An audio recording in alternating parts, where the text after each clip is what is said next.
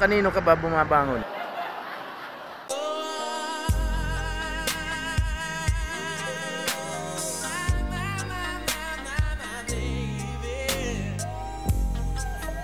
Hirap pigilan ng sarili kapag ang utak mo na ang nagdesisyon. Excited ang utak ko mapuntahan ang Baguio, kaso ang sarili ko ay wala namang kain sa ensayo. Isa kasi ang Baguio sa gusto kong mapuntahan gamit ang bisikleta ko. Let's go guys! Laguna to Binyan! What? Tayo Nard!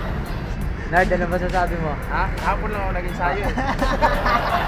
Huli ka naman daw eh. Wala. Hello guys. Jesus name I pray, amen. Tropang 1-2-1-2 ang makakasama natin sa ride na ito.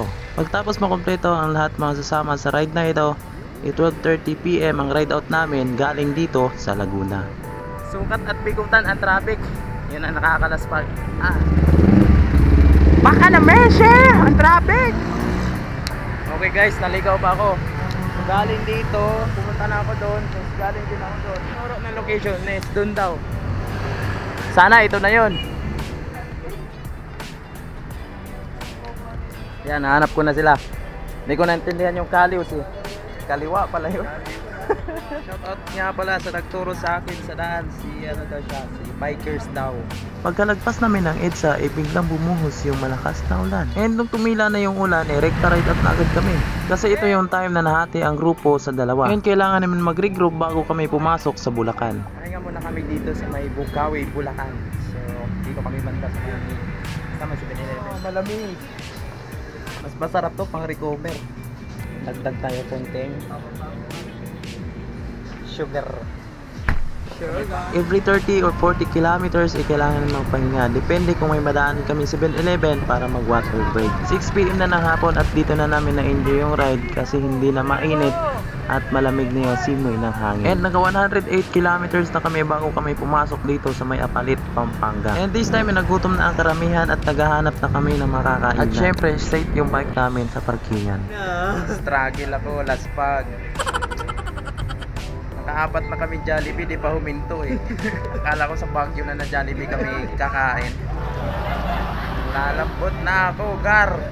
San Fernando, Los Angeles ang huling bayan ng Pampanga bago kami pumasok dito sa may Bamban. And naka 152 kilometers na kami bago kami pumasok dito sa may Capas, Tarlac. Time check 1:05 Iki, Tarlac. Oh, tabi. Ilang kilometer na lang? 75? 67? Malapit na. Atiin natin ng pang-apat. Dito hanggang Rosario. Ano? Naon yun, 27, 28. Guys, malapit na lang. Wala na lang 100 kilometer. Sa Baguio na tayo.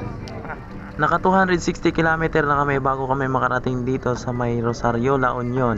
And from Rosario, La Union to Baguio ay 60 kilometer na lang na puro ahon. Okay guys, ito na yon. Good morning guys. Time check tayo 6:05. So papunta na akong Marcos Highway. Naka 270 kilometer na tayo from Cabuyao, Laguna. So naiwan ako kasi hindi ko na kaya yung 30 na maintain. 20 na lang yung akin. Wala ensayo eh. Pinun road pala kami aahon. So nandito ako sa Marcos Highway. Balik tayo, balik. And pagpasok ko dito sa may arko ng Benguet ay dito na magsisimula yung mga ahon papuntang Baguio. Nagpicture na ako saglit tapos tara let's na agad kasi malayo pa yung babiyahiin natin. Canyon Road yung daan namin, naglalaro yung gradient nito ng 7, 8 at meron tong max gradient na 12. From Camp 1 to Lionhead ay 26.2 kilometers din ang layo. Halos 2 oras ko din inahon to bago ako makarating dito sa Lionhead. Pagtapos namin magpicture rekta ride out na agad kami kasi malayo-layo pa yung transient house na tutuluyan namin. 5 to 6 kilometer din ang layo mula sa Lionhead papuntang transient house yung tutuluyan namin.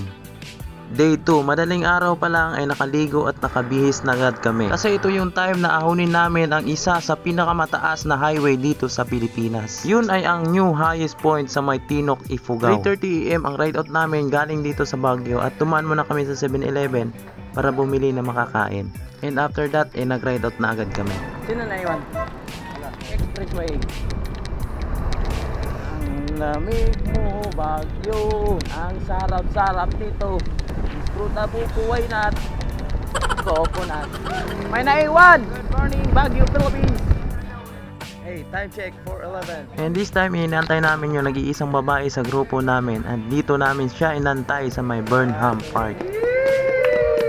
And nung makumpleto na kami lahat, rekta ride out na agad kami para mahaba-haba din na makonsume naming oras. Kasi dadaanan pa namin yung former highest point sa may Atok, Benguet. At ang mga dinaanan naming bayan dito ay ito yung Tupdak, Bitaang, Sapuan at Abyang. And naglalaro naman yung mga ahon dito ng 9 to 10% gradient. And meron siyang 14% average gradient. 6 AM na ng umaga at naka 30 kilometers na kami. Coffee break muna kami at inantay yung mga naiwan. Dito kami nagkape sa may simpleng tindahan pero pagpasok mo, grabe, ang ganda ng view.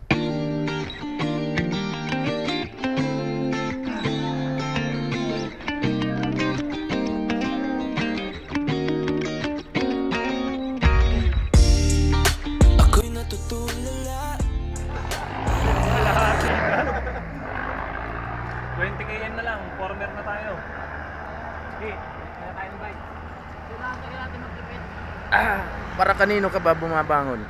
And pagkatapos namin magkape, rekta ride out na agad kami. Kasi dadaanan pa namin dito yung Pabilngan, Bukaw, Bunglo bago kami makarating dito sa may Atok, Benguet.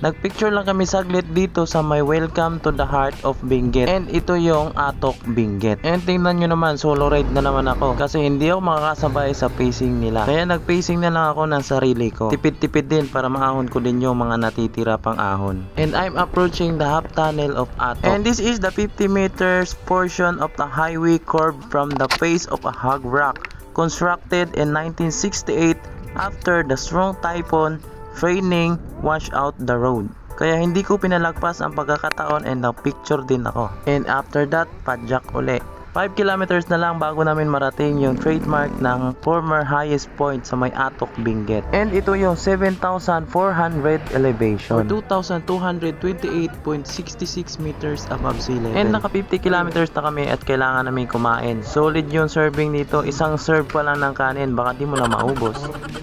Isang order na rice. Oh, dami. Naka-lowered yung bowl.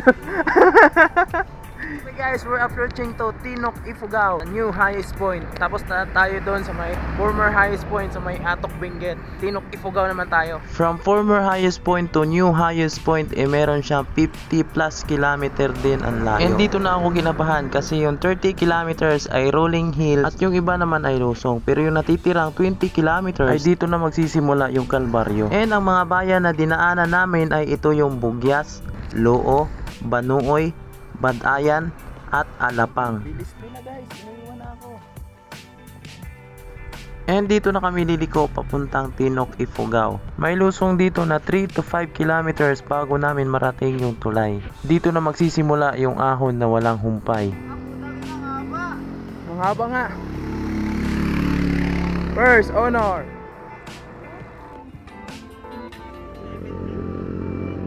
Lakas ni Kalib oh.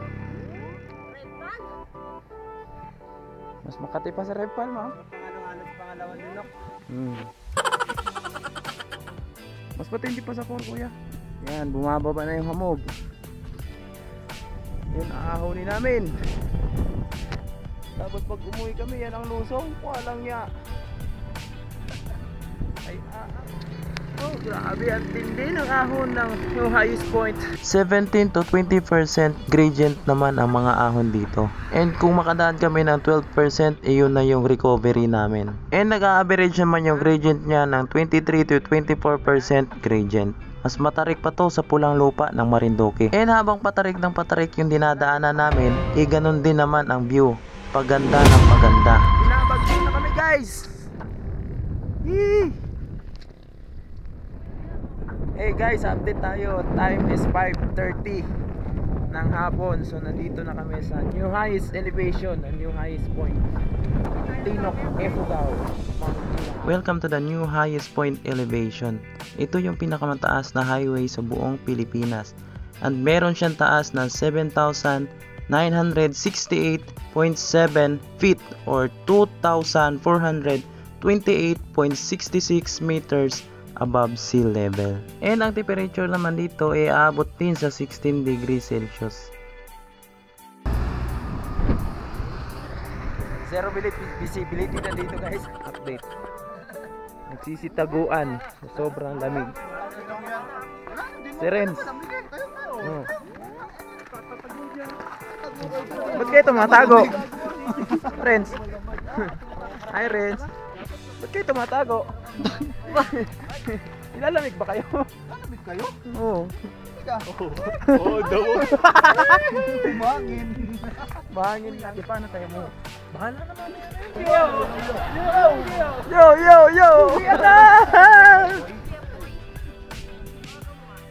Mount Pulag. Yan po yun.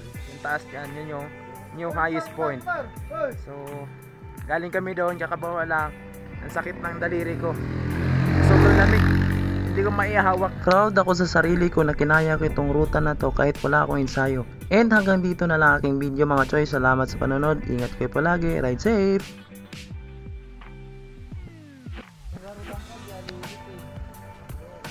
Time check guys.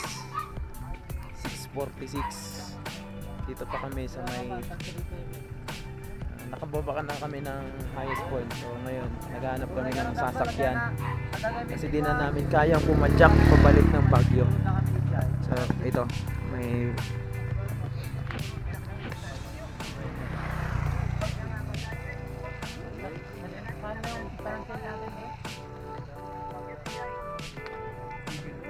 Eagle Crest mo tinaga na diyan. Eagle Crest Uncle. Kahit sa Bernal na lang. Bernal. One Uncle.